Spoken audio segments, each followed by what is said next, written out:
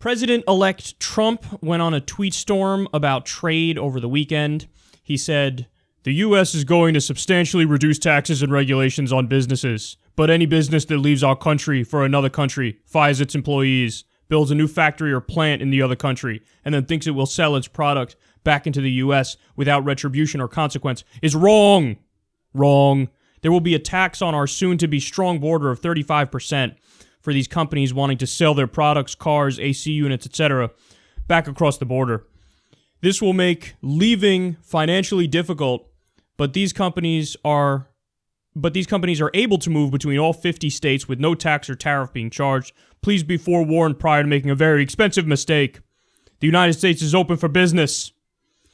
Okay, so there's actually aspects of that are great.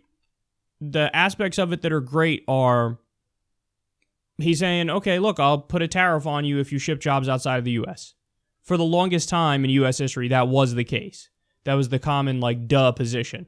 Well, obviously, what are you going to just let business owners ship all their jobs overseas and then, have labor costs be a fourth of what they are here and then ship the product back in here? No. If you want to do business, well, we're going to incentivize you to do business in the United States of America and hire Americans. So I actually totally agree with that, and I think anybody on the left who's disagreeing with that, they would love it if Bernie Sanders had said it. They would love it if, whatever, you name the Democrat. If Obama had went on a rant like that and said that, everybody would be like, yes, make sure we keep the jobs in America. But when Trump does it, some people hate it. Okay, but the problem is the other aspect of what he's saying here. He said, well, we're going to massively reduce taxes on these businesses and we're going to get rid of the regulations. So that's the issue. That's the issue that I have with him saying this, because if he were to just say the tariff part and not say that part, I'd agree with him 100%.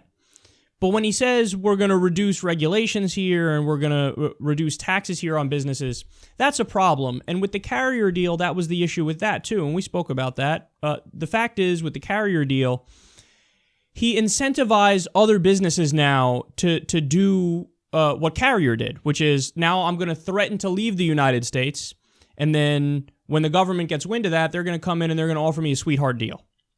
So the government hears about that, and then they come in and they say, well, look, if you stay here, maybe we'll give you a corporate welfare check. Maybe we'll give you a subsidy. Maybe we'll gut all your regulations. Maybe we'll, give you an even bigger tax break. And that's the problem. So they say they want to reduce the corporate tax rate from 35%, which is the nominal rate, to 15%.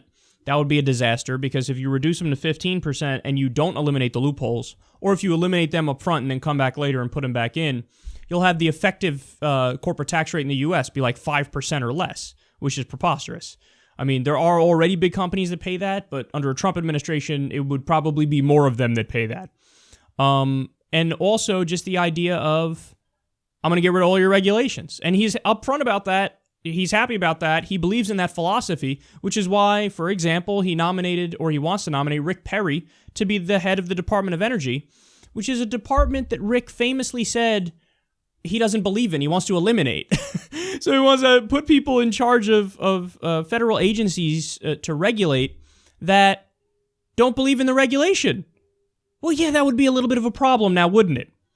So I agree with him on tariffs. I disagree with him completely on the gutting of regulations and on the reducing of taxes. But we'll see how it unfolds. Bernie Sanders said it, man. Now you're going to have a slew of companies who are like, hey, President-elect Trump, I am thinking about outsourcing all of my jobs. Now can you come in and give me a welfare check and get all my regulations and help me out in 8,000 ways? You set up that incentive structure now, and you get the sense that that's why Trump came out and said this, because that was one of the common criticisms of him after the Carrier deal is, hey, jackass, you just gave them favoritism for keeping their jobs in the country. Now every corporation is going to ask for favoritism to keep their jobs in the country. The way you really should have done it, if you were going to do it, is just say the tariff part. You say, look, if you send the jobs overseas, it will be punitive. I'm going to tax you so that the cost of labor would actually be more than what it is if you just keep the jobs in the United States. And you're going to keep the jobs in the United States, and you're not going to get any sweetheart deals. You're just going to keep those jobs in the United States and pay your taxes here and abide by the regulations here. So that's the way you really handle it if you're a real populist. He's not a real populist. It's like pseudo-populism. Like, okay, I'll get the jobs to stay here, but I'll do it by giving away the farm. No, don't give away the farm and keep the jobs here. That'd be the best thing.